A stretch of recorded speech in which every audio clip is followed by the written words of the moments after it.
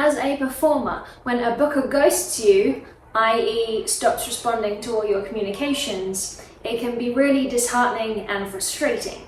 If you are doing all of your own email corresponding and negotiating, I highly suggest reading the book Never Split the Difference by Chris Voss. This book offers valuable negotiation and communication techniques in order to handle this very situation. So stay tuned, because here are 10 things that you should include in an email to a booker when you are following up based on the teachings of Chris Voss in this very book. Number 1, use tactical empathy.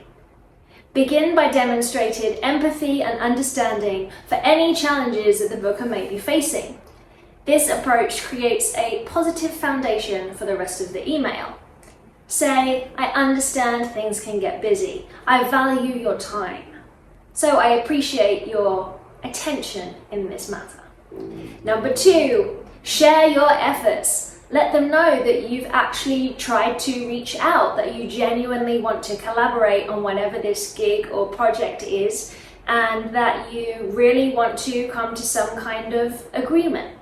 Show your genuine interest in collaborating.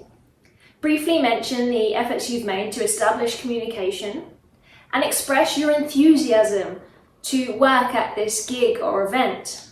Show your genuine interest in collaborating and performing for them. Number 3, label the silence. I know. Use a phrase like, I've noticed there's been a delay in our communication. This is to label the issue without sounding accusatory. This shows that you're observant and you're concerned about the situation. It seemed we were making good progress discussing the details for my performance. However, recently, it seems like you have given up on this project. Those words are very important. And I wanted to understand if there was anything specific that caused this change. This one is so powerful. And if you've read the book or are familiar with Chris Voss, you know that some no-oriented questions are highly valuable in negotiating situations. Number 4, use the accusation audit. Employ this technique by taking responsibility for any potential misunderstandings or unintended actions. This can actually disarm the defensiveness from the booker. Number 5, ask an open-ended question. You want an answer back, right?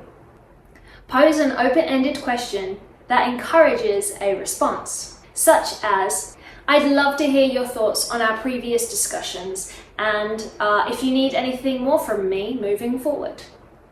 Number 6, find common ground. Refer back to any positive interactions or agreements during your previous communications. This is to remind the booker of the potential collaboration's mutual benefits. Number 7, provide new information. Offer something of value like more performance details, testimonials, a new angle to your act. You want to try and reignite the booker's interest in booking you. Number 8, create a sense of urgency. Gently nudge the booker to take action by reminding them of your schedule or of the limited availability of your performance dates. However, avoid sounding pushy. They don't like that. Number 9, use polite persistence. Convey your willingness to continue the conversation, and please be patient while waiting for a response. This shows persistence and professionalism without sounding too overbearing. And finally, number 10, end on a positive note. Conclude the email with an appreciation of their consideration and reiterate your excitement about the potential collaboration. Leave the door open for future opportunities. Yes, by following the teachings of Chris Voss, you can create a well-crafted email that showcases your professionalism, your empathy, and you're willing to work collaboratively, while also addressing the issue of being ghosted by the booker. So there you go. I hope you can now ace your emails and secure more bookings using these techniques that I just laid out. Of course, I am available also for some one-on-one coaching if you really want to do some focused work on your marketing materials as a performer and developing your career and getting more bookings. I want to help people like you book more gigs. The one-on-one bookings do mean that I get to hold you accountable every week for the progress you're making in your career and getting better gigs. Also, if you watch my video about one-sheets, I have a template available. If you go to my website, I'll put all the information in the caption. But I highly suggest you watch that video and then download the templates and then go through all of the steps. Until next time, stay booked and blessed.